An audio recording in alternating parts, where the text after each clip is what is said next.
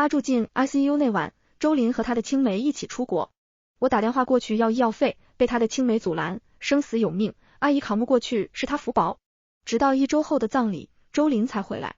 她看见我妈站在我身旁，睁大了眼，您怎么在这？我妈一把握住她的手，你这孩子，工作再忙也不能连妈最后一面都不见。快进去看看吧，应该还没出殡。突发脑溢血住进 ICU 的是他妈。婆婆一下午都在房间里，一反常态的没有出来。我问原因，她不肯给我好脸色。等我坐下准备吃晚饭时，她突然出声喊我过去，你看看我眼睛怎么了？突然看不清楚东西。也许是喊都喊完了，她索性全部说出了口。自从上午周林和小晴出去后，我就一直难受恶心。你也不知道关心我。她这个年纪，情绪大起大落，最容易突发脑溢血。上午她得知她儿子要和青梅一起出去，高兴得合不拢嘴。下午又要面对我，难免有怨气。隔壁叔叔就是这么走的，我着急的找手机打120，他怨我大惊小怪，走过来想拿走我的手机，还没走到我面前，直直坐了下去。他抱着腿不可置信，人老了，腿不听使唤了。他身体一贯健康，从来没出现过这种情况。他还想站起来，我报完地址后阻拦他，你别动。他见我这副模样，嘟嘟囔囔，我就是小病，用不着救护车。甚至等救护车的间隙，他还给周林打了个电话。周林接通的很快，娇俏的女声率先传来，周阿姨，怎么了？周林陪我呢。他连连说道，陪着你就行，陪着你就行。不知道电话那边说了什么话，他笑得合不拢嘴，小晴啊，阿姨就等着抱孙子呢。他们两人互相推脱一番，婆婆这才肯挂了电话。她挂完电话，垮下脸又来骂我，呸，20万取回来的竟然不会下蛋。提起周林青梅时，她满脸笑意盈盈，面对我时恨不得咬下我的血肉。见我无动于衷，她继续说，小晴这孩子听话懂事，这次如果能怀孕，你也别赖在我们家了，趁早滚蛋。这些话自从我和周林结婚1年依旧没有孩子后，我听了无数遍，无非是心疼当初花那20万彩礼娶了我，竟然让他连孙子都抱不上。那时周林还站在我这边，听见这话二话不说地带我搬走。虽然每次他来就要念叨一次，但是总算比一起住时能忍受。直到半年前，周林青梅陈情回来，他带着周林他妈住，敲响了我们家的门。他开口，周林，你就忍心把从小养你这么大的妈妈一个人留在家里？周林被说的羞愧难当，看向我等着我做决定。但是我知道他们两人早早就有了联系。我站在门口看他们你来我往的演戏，顺势松了口。最后不止周林妈妈住了进来，周林青梅也住了进来。明明客房够，她偏偏要和周林妈妈挤在一起。我喊一声婆婆的人不止一次拍着陈晴的手说，要是当初娶的是你就好喽。嗨，不知道我们小子还有没有机会。最开始陈晴会偏头挑衅的看着我，见我没反应，她直接问，别开玩笑了，嫂子还在这里呢。但是婆婆直接挑明，迟早要离婚，不会生蛋的母鸡有什么用。那次周林一言不发，我就知道我们走到头了。我和周林大学恋爱，毕业后顺理成章的在一起。那时他对我真的好，时刻留心着我，我看过一眼的东西，第二天就会出现在眼前。他父母离婚，是他妈妈抚养他长大，但是他为了我反驳他妈妈，为我解释了一次又一次。他不止一次安慰我，没事，没有孩子，我们就好好过自己的小日子。但是随着周围人都结婚生子，他提起孩子的频率也越来越高。直到陈晴住进来1周后，他给我递了离婚协议书，他坦然地说，对不起，满月，我想要孩子。他以为我会纠缠，但是我只说了一件事，等陈晴怀上孩子，我就离婚。连婆婆都震惊，我怎么会提出这个原因？原因只有我知道，有问题的不是我，是周林。我从小身体健康，备孕不成功时，我就偷偷去医院检查，果不其然显示一切健康。但是那时周林站在我身边护着我，所以我背了这个锅。直到婆婆变本加厉，我想把这个秘密说出口时，突然发现周林和别的女人有联系，我又把这个秘密咽了下去。而且我还知道陈晴和前男友藕断丝连。我睡眠前不止一次隔着窗户看见陈晴和一个男人拉扯。医护人员来得很快，他们进来的时候，婆婆已经开始神志不清。她用家乡话胡言乱语，医护人员小心地把她抬上担架。我坐在救护车上时，第一时间给周林打了电话，果然是他的小青梅接听。怎么了？我找周林。妈突发脑溢血，能转点钱过来吗？我这话落，躺在担架上的婆婆迷迷糊糊的听见我问周林要钱，抬高声音说，别给，要什么钱，一点事都没有。小晴你和周林好好玩玩。陈晴听见他的话，笑出了声，姐姐，生死有命，阿姨如果挺不过去，只能说她福薄。周林也接了电话，我又重复了一遍。此时婆婆躺在旁边，已经发不出任何声音。救护车快速的经过大街，周林的话和着救护车的嗡鸣声一起响起。我没钱，还有离婚协议书，你签了吧。晴晴怀孕了。听见这个消息，我止不住感叹，老天都在帮我。他说完挂了电话，穿着白大褂在一旁打下手的护士应该是实习生，小心的凑到我跟前。这一家人太不是东西，亏你还喊他一声妈呢。我装模作样的抬手抹了抹眼泪，没关系，我的钱应该够撑完今天。情况很糟糕，但是幸好送往医院及时，在救护车上就用了药压制，婆婆算是捡回了一条命。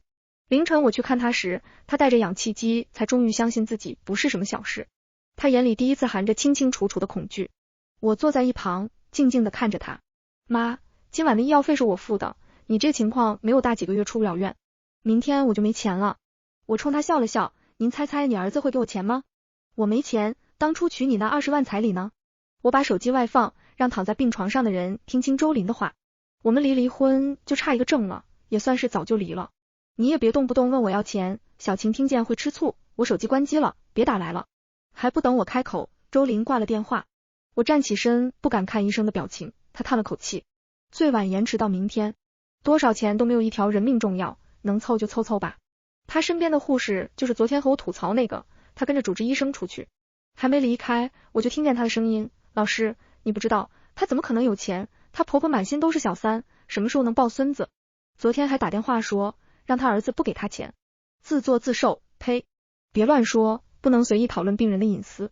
晚上，医生又来催我缴费，我把周林舅舅叔叔的电话都快打爆了。妈脑溢血住院了，但是周林应该是和他们打过招呼，他们不等我说完就开口，小林和我们说过了，我们也和他一样的看法，生死有命，富贵在天，实在是借不了你。医生看着我打了一个个电话，最后我再打过去，直接被拉黑。他又宽恕我一天，委婉的提醒，像病人这种状况，回家挺不过1周。我说我知道，又接着一个个打电话。我打给了邻居，说了情况，他们知道我家的状况，止不住的夸我是个好孩子，零零碎碎总算是撑过一天。住院第3天，我带着婆婆回了家，她没办法说话，咸水顺着嘴角流出。邻居知道她回了家，带着东西来看，我当着他们的面给周林打电话，显示关机，他们也打了过去，同样的结果。我解释了原因，周林正和陈晴一起度假呢。众人唏嘘又唏嘘，周林是他妈妈一个人带大，平时周林有多听他妈妈的话，他们都看在眼里。如今出了这种事，偏偏周林因为和小青梅一起旅行，无法接电话，一时不知道该怨谁，但是总归怨恨不到我身上。婆婆在周林走后第5天，终于撑不住了，她直直看向门口，像是在等周林。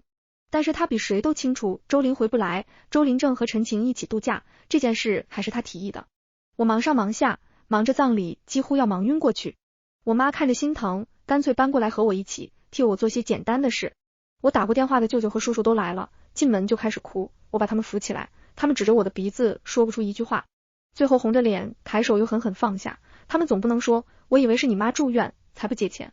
周林是在下葬那天才回来，他在家找不到人，邻居叹气和他说去最近的殡仪馆。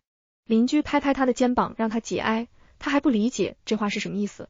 直到在殡仪馆门口，他看见站在我身边抹着眼睛哭的我妈，顿时浑身发抖。他哑着声音问，你怎么在这？我还没反应过来，我妈一把握住他的手，你这孩子工作再忙也不能连你妈最后一面都不见，快进去吧，应该还没出殡。周林颤抖着嘴唇，哆哆嗦嗦地说，你说什么？我妈推了他一把，把他推进屋里，黑白照就摆在正中央，在一旁哭的叔叔舅舅都围了上来，想问他要说法。小林，怎么是我妹妹？怎么回事？是你不让借钱的。我有钱，怎么是你妈？你不是说……周林被围在中央，隔着人群看了我一眼，他抬脚想向我走来，但是走到一半直直晕了过去。没时间让他晕，他妈还不过半小时就要出殡，但是刚见识过生命的脆弱，没人敢去碰他。是我一盆水把他浇醒。我见他睁眼，把后续事情交给他，节哀顺变，你妈的葬礼该你亲手来。陈晴此时接到消息也急匆匆赶了过来，还没进门，哭声就传了进来。她哭得比所有人都厉害，抽噎着恨不得要晕过去。陈晴止不住的哭，被周林舅舅叔叔围着质问。她哭着解释，我没想到是阿姨，我以为是。她看了我一眼，看了站在我身旁的我妈2眼。她说不下去了，和那些亲戚一样欲言又止。下一秒他极快地把错甩到我身上。是你，周阿姨一直和你在一起，为什么会这样？我们走的时候还好好的，为什么回来就是她的葬礼？当初你彩礼就有20万，是你不想给周阿姨治病，是你害死了周阿姨。她哭着声声控诉，看起来十分悲痛，直指我那20万的彩礼。那些亲戚也想起了我那20万彩礼，就算我们不借你，你也该有钱，你是故意的。我要报警，你是故意的。一片喧闹中，只有周林闭口不言。他们渐渐安静后，我才开口，那20万放在一张卡里，密码只有周林和他妈知道。没人想到会是这个后续，连一直不喜欢我的舅舅此时也突然没话讲。怪我恋爱脑，结婚后第1月就把放彩礼的卡给了周林。后来他们改了密码，那张卡我彻底用不了。我又开口，我给你们打过电话，是你们都不肯借钱给我，还是我找了邻居借钱，才勉强多住了2天。周围好心的大姐开口为我说话，对，我看见了，这孩子打一个电话被人拉黑一个，谁都不借他，现在又来怨人家了。所有邻居都看着我向他们借钱，也是他们一个个拉黑了我，这就是事实。陈晴在地上捂着肚子哭，我把她从地上拉起来，你也是一时糊涂，站起来，地上凉，对儿子不好。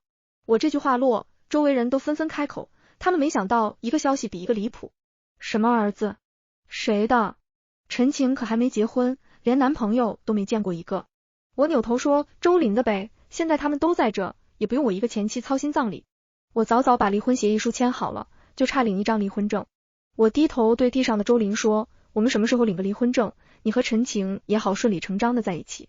陈晴住进来时，对外说的是照顾周阿姨，其实周围邻里或多或少都知道发生了什么事，但是他们偏要欲盖弥彰的隐瞒周林出轨的事，那我偏要借着这种场合捅破。我不怕，他们不觉得丢人，我也不觉得丢人。周林说不出一句话，此时任何事都要排在葬礼后面。他站起身，红着眼睛落泪，死死盯着我，你好样的，他把错怪在我身上。但是我和他只要一张离婚证，就再无瓜葛。我不理会他对我瞪大的眼，提醒他早点离婚，陈晴肚子里的孩子等不及。3天后，我们在民政局见面。一个亲人骤然离世，任谁都接受不了，他身上还穿着回来那件白衬衣，皱皱巴巴像泡菜缸里的咸菜。民政局门前，他红着一双眼看我，你怎么这么狠？你不会愧疚吗？我笑了出声，我狠。是谁出轨？是谁没离婚就要和青梅出去旅游？又是谁口口声声的说生死有命，富贵在天，扛不过去是他福薄？如果那天躺在那里的是我妈，他们不肯借钱，第2天他们会愧疚吗？不会，他们只有说这是我妈的命。我看向周林，从他身上再也看不到那个红着脸腼腆向我告白的男生。我把这句话还给你，生死有命，富贵在天，阿姨扛不过去是他福薄。他被我的话刺激到，举起手高高抬起。民政局门口的人一直关注我们这边的情况，在他的手还没落下时就将他拦下。离婚也不能急眼啊。周林收回了手，他看着我，你不是想离婚吗？我偏不如你的愿，我就和你耗。他收了手离开，我看着他的背影说，只要你想要陈晴生下来的孩子无名无分，我没意见。他走到一半又转身，江满月，我为什么会和你这么恶毒的女人结婚？保安应该是刚上任，热心肠，握着他的手止不住的拦他，但是我上前一步，抬起手狠狠甩了他一个巴掌。啪！我看着他说，你是疯了吗？是你出轨，是你不肯借钱，现在发生的一切和我半毛钱关系都没有。还有，我不恶毒，我人美心善，你不要乱说话，我还要相亲呢。保安没想到我会动手，愣在一旁。周林捂着脸看着我说，还没离婚你就想着相亲？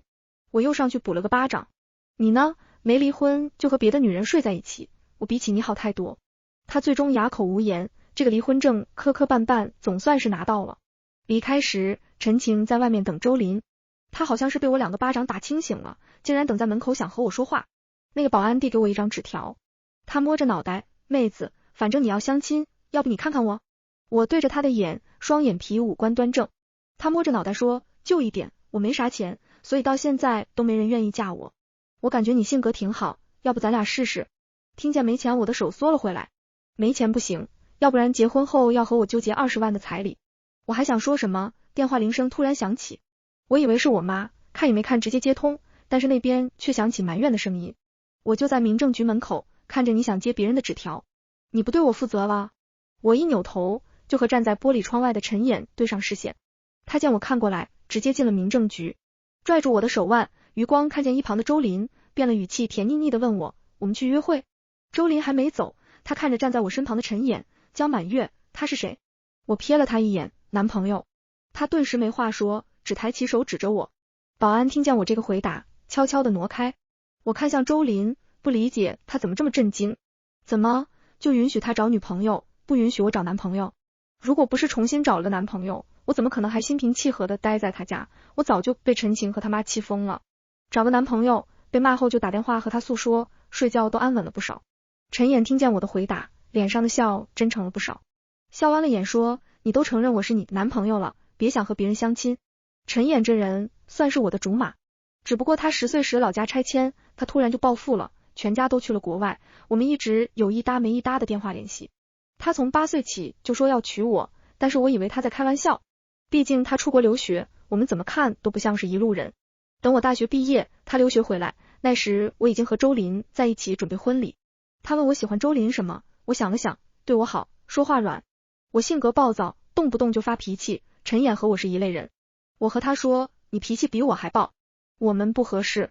陈琰那时没说话，但是自从陈晴住进周林家里时，他就开始联系我。收了脾气的他撒娇耍心机不在话下，某天晚上他软磨硬泡，我没坚持住。我不愿意和周林一样，他扯着被子说都是我的错，我们没有关系。第二天我捡了衣服就走，他又说没事的，什么时候你心情不好就来找我。就这么靠着他缓解，我维持了好心情，才能在周林家对着周林妈妈和陈晴住了下去，才能不着痕迹的刺激陈晴，让她着急忙慌的想怀孕。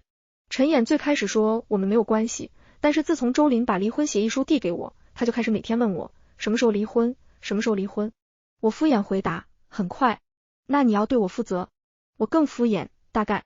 我离过婚，他留学毕业前途一片大好，为了我不值得，躲了他几天，没想到他直接在民政局守着。陈琰牵着我的手摇了摇，一双眼睛弯弯，又问了我一遍，约会。他笑得太好看，我被蛊惑，约。他撞开周林，雄赳赳的牵着我出去，像是打了什么胜仗。等到晚上约会刚回家，陈晴专门打电话过来，他柔柔的说，姐，起码在周林家里时也照顾了我一段时间。我知道你肯定不想参加我们的婚礼，但是喜糖你肯定要吃一块的，我邮寄给你。我打断他，谁说我不去，我去。他突然没了声音，像是没想到我这个前妻要去参加婚礼。我仔细的问了地点，我是真的要去。为什么不去？只要我不在乎别人的看法，别人的看法对我来说就狗屁不是。陈琰知道这个消息后，也跟着我一起去。陈晴和周林的婚礼办得很大，比当初我那场婚礼大得多。我想起和他的婚礼，他妈说没钱，只请了几个关系好的亲朋好友来。那时我妈气得想提前离开，但是为了我又硬生生做了下去。如今想多了，只觉得晦气。陈琰见我看婚礼场地，指着一旁的花和我说，这花蔫罢了，等我们的婚礼不用这家婚庆公司。我看向他，你知不知道我来是为了什么？他说，知道啊，你背包拉链没拉，我都看见喇叭了。我看着他平静的脸说，你要走赶紧走，我妈都嫌弃我丢人，非要跑他们婚礼上闹。他开口，这有什么的，就是出口气，有什么丢人不丢人的。陈晴穿着婚纱走过长长的红毯，周林站在尽头等她。音乐响起，每落下一个歌词，我就想起我嫁给周林的这3年间的一件件让我受委屈又没办法明说的小事。婆婆不喜欢我，明里暗里挤兑，背了不能生育的锅。陈晴住进来耀武扬威，丈夫变心偏离。陈晴站在周林对面，周林回答，我愿意。陈晴也开口，我愿意。我靠近门口，陈琰牵着我的手准备跑，我举着喇叭，周林，我好好的，是你有弱精症，你要不了孩子。妈说我一个离过婚的人，怎么处事依旧像小孩，等我以后怀孕了，去他们门前转转不就行了。但是我怎么想怎么咽不下那口气，忍了半年，就是为了在这个场合说出这句话。陈晴的家人往我这边走，你怎么说话的你？是不是嫉妒我们小晴嫁给周林？你怎么说话的？离开前，我扭头又举着喇叭重复一遍，我健健康康，不信你自己去医院检查。陈晴的亲戚太多，想围过来。说完，我把喇叭一扔。陈琰在外面早早停好了车，他牵着我跳进车里，走了。我刚上车，手机几乎要被打爆，各种和我有联系的好友都纷纷来问我真的假的。周林的消息更是一句接一句，你说的是真的？真是我的问题？不是你嫉妒我，你在骗我。我没回复，索性关了机。我通过后视镜看向追着车子跑的一群人，总算笑了出来。笑到最后，眼泪止不住大颗大颗的掉。怎么会这样？明明当初决定和周林结婚时，我真的想好好在一起，甚至知道是周林的原因时，我第一反应是为了他隐瞒。我哭完，举起手擦了擦眼泪，背个道时我才意识到手上的戒指还戴着，戴太久早就成了习惯，摘下时无名指上一圈淡淡的红痕。我摇下车窗，把它扔了出去，连带我这憋屈的3年一起扔了出去，忍不住喊出了声去你妈的。从此以后，我人生的新篇章才刚刚开始。陈眼看着我又哭又笑，丝毫不打扰。直到1分钟后，我开始后悔，卖二手没准还能卖个2000呢。我不该扔。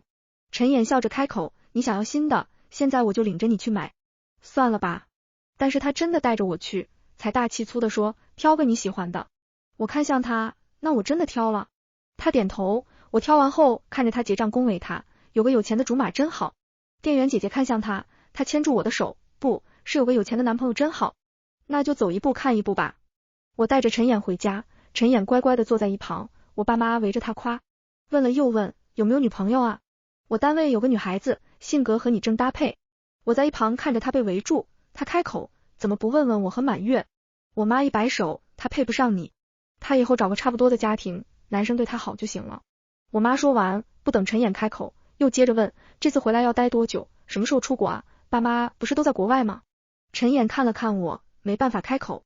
他爸妈早就开始催他回去，还有不到1周，他必须走了。这也是我们之间的差距。但是没关系，他是正儿八经的高富帅，反正我不亏。陈晴和周林的婚礼最后还是办成功了，这是我没想到的事情。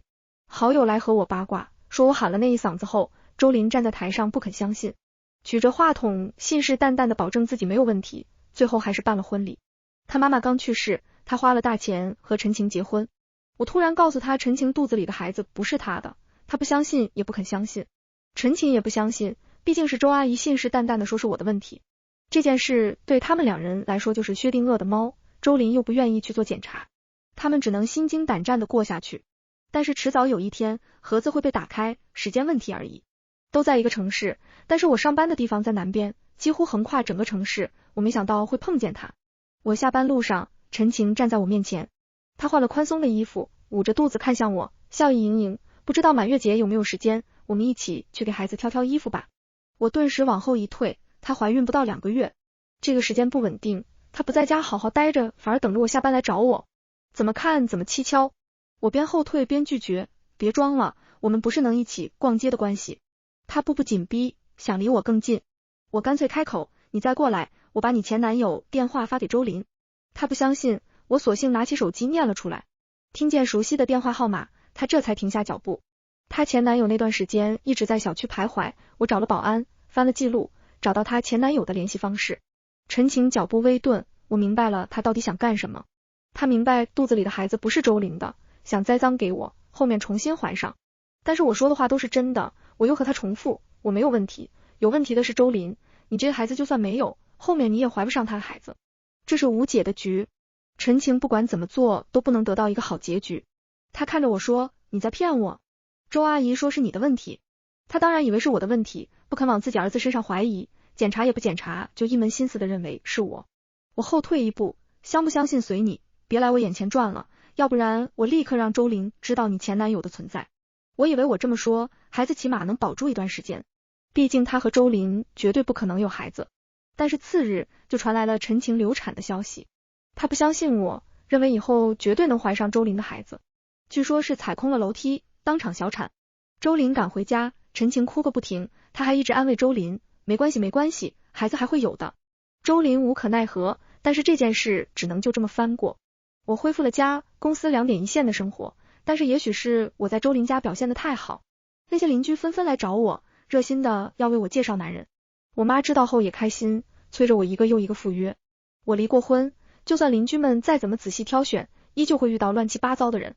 我从坐下一瞬间就开始听男人说他虽然初中毕业，但是赶上好时机，年入几百万，家里有多少套房。我全程微笑点头。他已经说到，虽然他离过婚，有一个3岁的儿子，但是配我还是绰绰有余。我看着他在对面砍大山，又想着这几个月来陆陆续续相亲的一群歪瓜裂枣，又一次认识到小说里相亲遇到真命天子都是骗人的。但凡男人有一个优点，早早就不会在市场流通。能流通的都是剩下的。以前吃的太好，我忍不住把对面的人和陈岩比，惨不忍睹。要是陈岩现在出现在我面前，说不定我就勇敢一次了。刚升起这个念头，车钥匙突然砸在我面前，我偏头，陈岩就看着我，眼睛晶亮，满月，我也年入100万，我也有几套房，能不能考虑考虑我？这可太能了，几个月前我还抱着不想耽误他的想法，相了1个月的亲，见了无数的人，我简直想穿越过去，扇自己一巴掌。我还挑上了，他自己都没觉得耽误我替他想个什么，大不了最差的情况就是离婚，那我也能分走一半财产。我站起身，太能考虑你了，男朋友。面前相亲的男人看了看桌上的车钥匙，又看了看陈岩牵着我的手，有男朋友还来相亲，有病啊！这是我的错，我提出了这次的菜我请，这才把男人的怒火压下。陈岩反而向我确认了一次又一次，真的，真的。我牵住他的手，真的。他混得比我好太多，扔在我面前的车钥匙我只在视频里见过。人有时候真的要向现实低头。他牵着我欢呼雀跃，我不明白有什么好开心的。我升职加薪时都没他这么快乐，但是他真的很开心，牵着我一遍又一遍地说，真好，满月。这次我带着陈岩回家，爸妈不像上次那么反对。我问起原因，他们只说上次看见我的表情就知道我们没有后续，他们不想逼我。但是这会儿我明显想通了，他们支持我的选择，不愿意干涉。没人阻拦，但是陈岩还是交了一个很好的答卷。我以后留在国内了。他说他和家里商量了，以后就不回去了。不止我惊讶，我爸妈都跟着惊讶，他是家里独子，他父母怎么可能让他回国？他很坦然，我回家后和家里说想出家，他们劝我半个月，甚至连道士都请了。半个月后，我和他们说不想出家了，我喜欢男人。最后，他们听见我说喜欢满月，就赶紧让我回国内定居结婚了。我爸妈哑口无言，我突然觉得很心酸，为了我做到这个程度，如果当时我遇见他，肯定会和他一起。能为我做到这个程度，为什么当时他不来找我呢？我从来不相信出国后两人再也见不了一次面，南极到北极的机票都有，他为什么不回来呢？这个问题在晚上就有了回答。我惊讶，你说什么？他乖乖的重复，我大一来找过你，但是周林说你们在恋爱，让我离你远点。大一，我和周林还只是朋友。他更委屈，我还给你带了你最喜欢的黄玫瑰。你们在聚餐，我给你打电话是他出来的。我为什么会想着和周林试一试，就是因为他告白那天带了束黄玫瑰。我没和任何人说过，以为是他心细留意到的，这才点头答应。陈岩委屈，大晚上想和周林要一个说法。我拦住了他，把陈晴前男友的手机号发给了周林，怕他不知道什么意思，还专门贴心解释。陈晴的电话下一秒就响起，你不是说不会发吗？我云淡风轻，哦，改主意了。他们闹离婚，闹到我这边的朋友都知道，纷纷笑着看热闹。你不知道，周林和陈晴家里人打起来了。陈晴家里人骂周林没良心，陈晴刚流产就要离婚。周林反驳说不知道是谁的孩子，但是吵成这样，周林依旧不肯去做那个检查，他死死守住，好像不做检查他就没有问题一样。他们吵架归吵架，最终还是没有离婚。就这么过了半年，陈岩在我生日那天突然把戒指套在我手上，我看着他紧张的模样，下意识调侃，怎么要求婚啊？我以为他会脸红的反驳，但是他看向我承认，对，等下有求婚仪式，我布置的，从这里开车过去半个小时，你家里人都在，你想他是求婚仪式，那就是，你想他是生日派对，那他就是生日派对。我转了转手指的钻戒，钻石折射出漂亮的光晕。如果是生日派对，你的戒指不就白买了？他不以为意，没关系，都是送给你的，等下一次求婚，我再送你新的。他偏头红着围耳朵，不敢看我，把选择权交到我手上。有钱，长得又好看，对我又好，我不嫁给他，日后想起来都要抽自己巴掌。我把手塞进他手里，我愿意。和周林离婚后1年，我重新结婚了，丈夫人人满意，这次再也没有出现让我妈气到想走又为了我留下来的场面。但是他还是不放心，小声凑到我耳边说，过不了就离，别委屈自己。我知道的。我们在市中心买了房子，结婚第1晚，陈岩前所未有的亢奋，一次又一次的冲撞，在我耳边一声声喊，老婆。做完了，我没委屈，他反而委屈的哭了出来。他说，我回国见你那一天，你无视我，周林知道是我，还专门和我说不要打扰他老婆。我都碎成渣渣了。我摸摸他的脑袋，他又凑上来亲我，但是我只要一看见你，就立刻把自己拼好了。婚后不过1个月，我怀孕了。这件事是陈岩意识到的，我以为是受凉恶心，但是陈岩很坚定地拉我去检查。曾经困扰我几年的事，不过1个月就解决了。我妈知道这个消息，摸着我的肚子说，怀了。这就怀了？这么快？哈哈哈哈哈！陈岩着急忙慌地帮我请了假，我一心一意待在家里，也许是心态好，呕吐难受，我预想的一切都没发生。不好的是陈岩，往常早饭能吃一头牛的人，看见早饭就想吐。随着我肚子带了起来，发展成了闻到就想吐程度。买给我的水果最后都进了他嘴里。产检那天，我们竟然遇到了周林，陈晴在他身后一遍又一遍地说，要是检查出来我没事，就是你的原因。我吃了多少药，你怎么不想想自己？我自己都想不到，在这种情况下，我们竟然碰到了。周林看着我微微隆起的小腹，抖着嘴唇说，你怀孕了？陈晴跟上他，看见我后对着周林说，看来我不用检查了，就是你的问题。我吃的那么多药，算什么？还备孕，你不行让我备什么孕？陈晴也许是这段时间真的吃了苦，说到最后直接上手。周林此时突然反应了过来，当初的孩子你怎么怀上的？陈晴此时理智回归，但是只停顿1秒又硬气了起来，你不行，不要怪别人行。周林扬起了手，这次没有保安阻拦，他的巴掌落在了陈晴脸上。我妈对你多好，我对你多好，你竟然出轨。陈晴这时也不惯着他，离婚，我告诉你，你不行还想要什么孩子？陈岩挡在我面前，带着我小心远离他们。他们在医院大厅闹了起来。第二天以前的邻居们知道我怀孕，纷纷来恭喜，但是我并没有透露。他们说周林和陈晴打得太厉害，视频冲上热搜。视频里陈晴骂周林，你前妻都怀孕了，你还说是人家的问题。周林也不示弱，你呢？你怀的孩子到底是谁的？他们从陈晴和周林的只言片语里推测出来的，还说等宝宝满月一定来。周林是在那件事发生后的第3天来的，不知道他从哪找到了我们家的地址。陈衍开门后就和他扭打在一起，新仇旧恨陈衍狠狠出了口气。周林看见从卧室出来的我，喊我满月，我就是想来道歉。我叫了物业，对着被按在地上的人开口，不需要向我道歉，你该道歉的人是因为你不肯拿医药费，临死还在记挂你的妈。他但凡多上点心，但凡没有那么恶毒，他妈都不会是这个下场。还有，你该道歉的是你那颗虚伪肮脏的心。物业来得很快，把周林拖走。陈岩把门一关，把很久之前周林对他说的那句话原封不动的送还给他。滚，别来打扰我和我老婆。这个故事到这里就结束了，感谢您的收看。如果您喜欢这个视频，就给我点赞订阅一下吧。衷心祝您吉祥如意，万事顺心。